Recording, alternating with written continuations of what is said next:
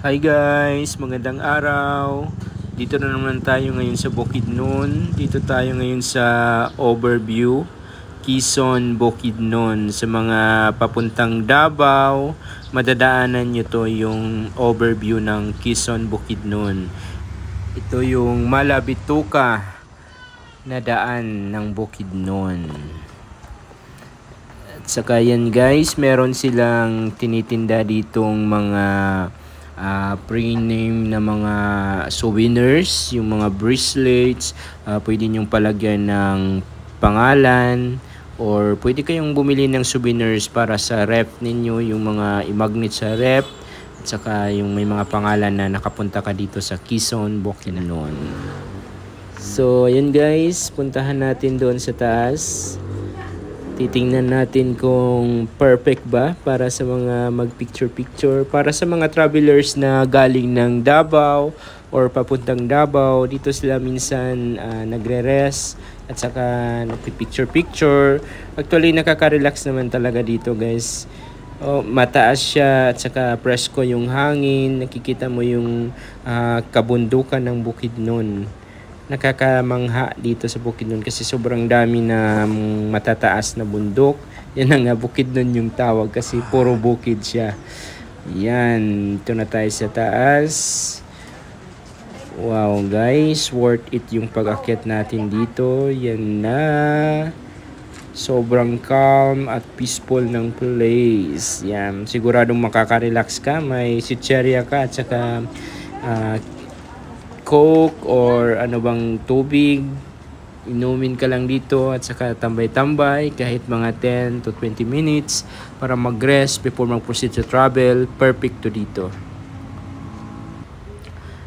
Ayan na guys, meron din silang mga statue na pwedeng pagpicturean ninyo. So ayan na guys, lakad-lakad muna tayo pababa. Tingnan natin.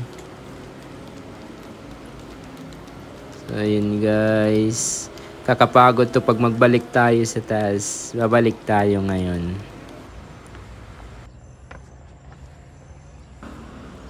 So, ayun na guys. Hindi ko na tinapos yung pababa na daan. Kasi malilintikan ako sa pagbalik. Exercise to para sa mga malalaki yung tiyan na katulad namin. So ayan guys, hinihingal yung inyong lingkod. Inyong lingkod na cameraman, hinihingal sa pag-akyat. I-try nyo rin dito guys. So yun lang dito sa overview. 2,000 years later. So ayun na nga guys, dumiretso na rin kami ng Sigal Mountain. So itong Sigal Mountain Resort, located to siya, party din to siya ng Bukidnon. Dito banda to siya sa Loriga, Kitaw-Taw.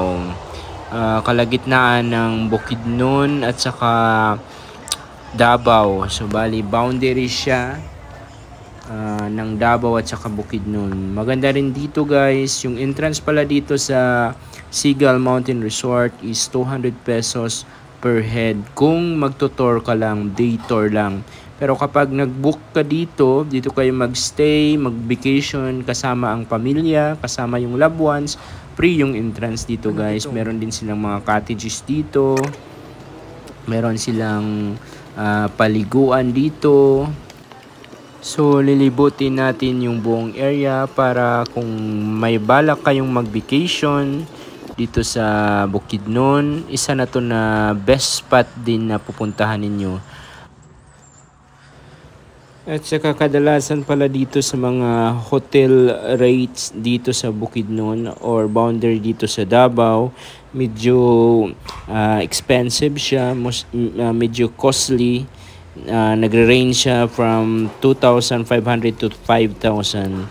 So kung magbe-vacation kayo para sulit, siguraduhin yung may budget talaga kayo para hindi kayo ma-short. Pero ito sa amin, nag-rides lang kami. Day tour lang, hindi naman kami dito mag-i-stay. Baka maubusan kami ng panggasolin. So kami nag-i-stay lang sa mga hotel na hindi masyadong expensive. Dito kasi sa mga resort is complete package na kung mag-i-stay ka ng katulad nito. Meron siyang swimming pool, meron siyang sariling swimming pool, meron siyang sariling restaurant, maganda yung view, at saka yung weather. Ito kasi yung pinagkaiba sa hotel lang na anuhin mo doon sa city. Dito is fully refreshing. Parang nasa bahay bakasyonan ka lang sa probinsya ninyo. Ito, may experience mo dito. Pwede kang maligo kung kailan gusto mo. Nasa sayo yung oras, kontrolado mo. Whereas kung doon ka sa hotel, matutulog lang yung binabayaran mo. Dito, complete package na sa buong pamilya. And I'm sure na mag-i-enjoy. Pwede kayo mag-program dito. Maganda dito.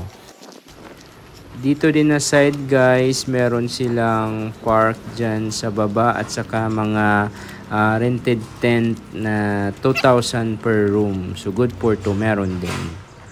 So yun lang guys.